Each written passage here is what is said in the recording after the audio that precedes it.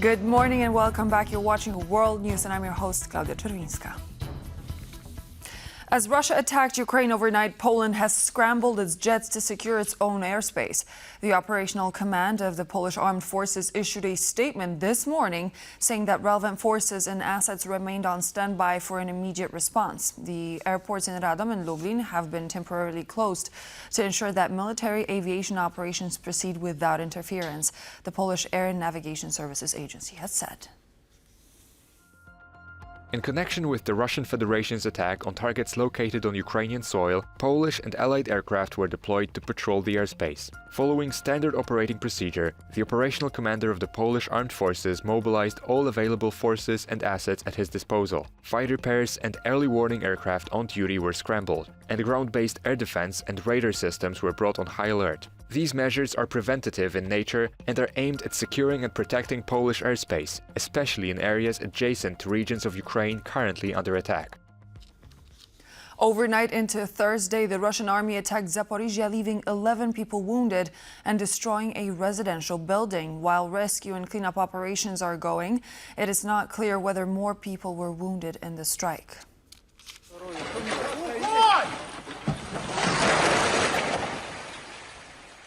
The wounded in the Russian attack on Zaporizhzhia include 6 children aged between 3 and 6. As stated by the Ukraine State Emergency Service, emergency crews are still at the scene, including a canine unit, which was deployed to look for survivors. Also, a survey is being carried out in the area of the attack to see if there are any unexploded objects left, which could pose danger to the civilian population. Vladimir Putin is relying on the war in Ukraine to stay in power. This from exiled Russian opposition leader Garry Kasparov speaking exclusively to TVP World. The remarks come on the same day that Russian forces shelled a children's hospital in Kherson, and in the same week that the United Nations alleged Kremlin soldiers have been using drones to hunt Ukrainian civilians on the front line. John Todd has more. This is the wreckage of Kherson Children's Hospital, shelled by Russian forces on Wednesday morning as surgery rooms were filled with young patients. A 9-year-old girl sustained blast injuries and shrapnel wounds, and 8 other people were injured. The facility was attacked by Russia. As a result of the shelling, the automated control system and ultrasound diagnostics department were damaged. Vladimir Putin on Wednesday told injured troops that Russia had tested a Poseidon nuclear-powered super-autonomous torpedo. At the weekend, the Russian president boasted about a nuclear-fueled missile he claimed had an unlimited range. Analysts have interpreted the announcements as a sign of weakness after Donald Trump ditched plans for a second summit with Putin over his maximalist demands. I'm going to have to know that we're going to make a deal. I'm not going to be wasting my time. And imposed sanctions on Russian oil giants Rosneft and Lukoil. While Ukraine continues to resist the Kremlin's military campaign around Pokrovsk and elsewhere on the front line, analysts highlight another miscalculation by Moscow. The recent trip by Putin's special envoy for investment and economic cooperation, Kirill Dmitriev, to the US. He floated these ideas about, quote, diplomatic solutions to the war in Ukraine, talked about symbolic projects like a Putin-Trump tunnel. No one's quite sure what that is. But it didn't really have any substantial impact. In fact, like I said before, I think it really backfired. And the exiled Russian opposition activist Garry Kasparov told On the Record with TVP World's Adam Yasser that Putin's maximalist approach, winning the war, has become his only way of keeping power in the country. Donald Trump's, in my view, very generous offer to Putin illustrated my point that even Trump's offer, which was on the table, that, you know, from our point of view, if we look at this from rational analysis, was great. Putin turned it down twice because he cannot stop the war. As attacks on Ukraine's power supplies and key infrastructure continue, that's bad news for millions who are bracing for yet another cold, dark winter. This is John Todd for TVP World. Republican leaders of the U.S. Armed Services Committees have condemned the Pentagon's decision to withdraw an infantry brigade from Romania, warning the move weakens NATO's eastern flank and contradicts President Donald Trump's stated strategy towards Russia. The decision to redeploy the U.S. brigade back to its home base in Kentucky sparked backlash from lawmakers and allies across Eastern Europe. Committee chairs say they learned of the move without prior consultation and called it inconsistent with congressional intent. They argue the withdrawal undermines deterrence against Moscow, coming just weeks after Russian drones violated Romanian airspace. The lawmakers insist the U.S. should maintain a constant rotational presence of NATO's eastern flank, aligning with Trump's earlier comments supporting forward deployments in Europe. On his way back to Washington, D.C., Donald Trump has announced he is lowering tariffs on Chinese goods by 10% effective immediately. The decision came after his Chinese counterpart Xi Jinping assured the American president that China would step up efforts to combat the fentanyl trade. On fentanyl, we agreed that he was going to work very hard to stop the flow. You know, it's a very complex subject because it's used for lots of different reasons, including anesthetics and things. But he's going to work very hard on it, precursors, and I think you're going to see some real action taken. I've agreed, as you know, I put a 20% tariff on China because of the fentanyl coming in, which is it's a big tariff. And based on his statements today, I reduced it by 10%. So it's 10% instead of 20% effective immediately. And now more from Donald Trump. Overnight into Thursday, U.S. President wrote on social media that he had ordered the resumption of nuclear weapons testing on an equal footing with other countries. Trump justified this by citing other countries' testing programs, although he did not provide any examples. The United States has more nuclear weapons than any other country. This was accomplished, including a complete update and renovation of existing weapons, during my first term in office. Because of the tremendous destructive power, I hated to do it, but had no choice.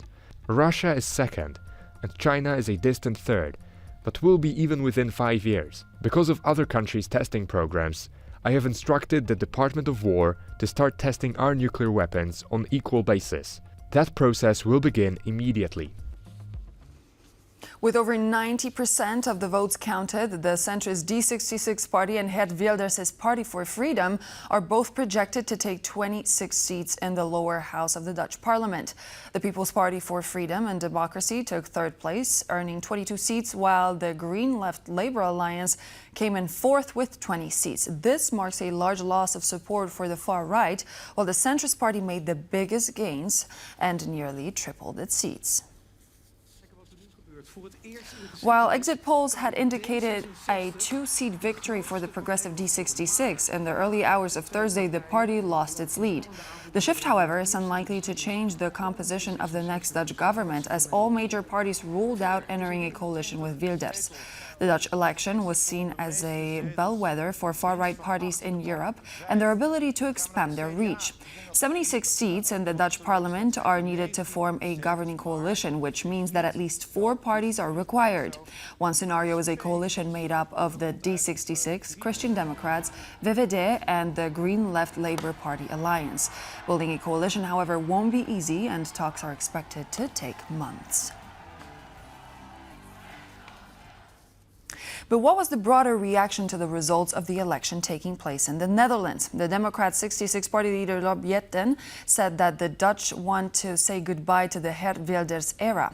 Wilders himself said he'd prefer a different result, but stressed that his Party for Freedom is still the second largest in the country. Also, as a result of yesterday's elections, the leader of the Green Left Labour Party Alliance, Frans Timmermans, stepped down from his post after his group came only 4th in the vote.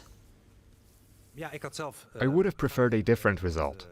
We're still the second and perhaps even the largest party.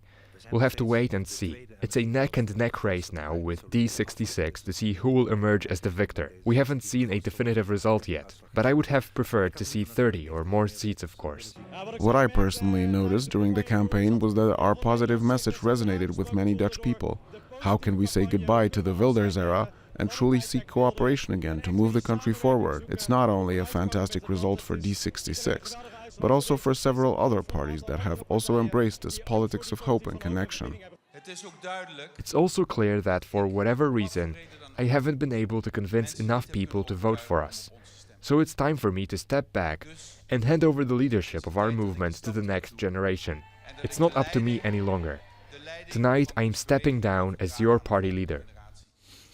5 new suspects have been arrested over the Louvre robbery, according to the public prosecutor in Paris. The men were arrested Wednesday night in the Paris area.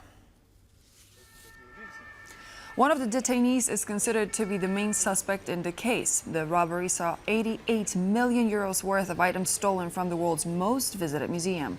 4 thieves broke into the tourist hotspot in broad daylight. The thieves dropped the crown of Empress Eugenie during the heist, but the rest of the stolen jewels have not been recovered yet. Although the estimated financial loss is crushing, the historical and cultural value of the stolen items is what devastated the French public. Torrential rain has triggered severe flooding in the southern Spanish city of Seville, prompting alerts and dozens of rescue operations as streets turned into rivers overnight. Videos shared online showed cars submerged near a local hospital and students wading through flooded university corridors as emergency services worked through the night to clear debris and assist stranded residents. Local authorities say they handled more than 220 weather-related incidents on Wednesday, including multiple rescue and dozens of downed trees and traffic disruptions. The city received up to 115 liters of rain per square meter since midnight, with 25 liters falling in just 1 hour, overwhelming storm drains and flood tanks. Officials say that amount equals nearly 1/5 of Seville's annual rainfall. And climate change is poised to claim another victim as Iraqi authorities are sounding the alarm to save ancient structures located in the cradle of civilization. According to researchers working on site, thousands of years of history are at risk of disappearing as the ancient ruins face erosion due to increasing salinity in the soil. These salt deposits appeared due to global warming and climate change, which led to the destruction of important parts of the royal cemetery, in addition to other parts of the ancient city of Ur. This climate shift is now actively threatening to destroy all existing buildings in Ur, given that the site is suffering from salinity, rising groundwater levels, extreme heat, and widespread drought across the region. These salt deposits will eventually cause the complete collapse of the mud bricks that make up this cemetery. The evidence is clear. As you can see, the bricks gradually eroding over time due to the salts, leading to cracks and cavities. These openings will eventually lead to the sudden collapse of the building. Today, the salinity levels problem is increasing, both on the surface and in the groundwater, and this will lead to an increasing concentration of salts in the soil, and then the destruction of many cities that are still buried beneath the earth.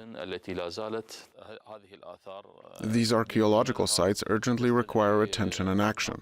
In addition to addressing the challenges related to their restoration and excavation, especially the lack of funding, we must also take advantage of the current security situation in Iraq in order to attract more international missions to protect these sites. A camel has been rescued by Ukrainian forces after it was found strolling near Russian positions on the front line. The animal is believed to have been used by Russian forces to transport weapons and supplies to their troops due to a shortage of vehicles.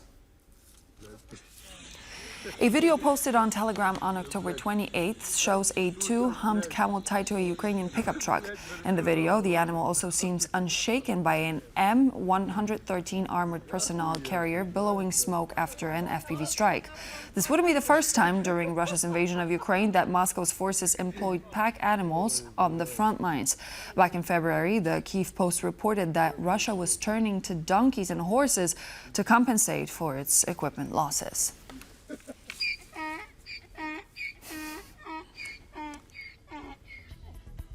And so this would be all the latest news for now. Thank you very much for joining me. I'm Klaudia Czerwińska and I hope to see you back at the top of the next hour for more news here on TVP World.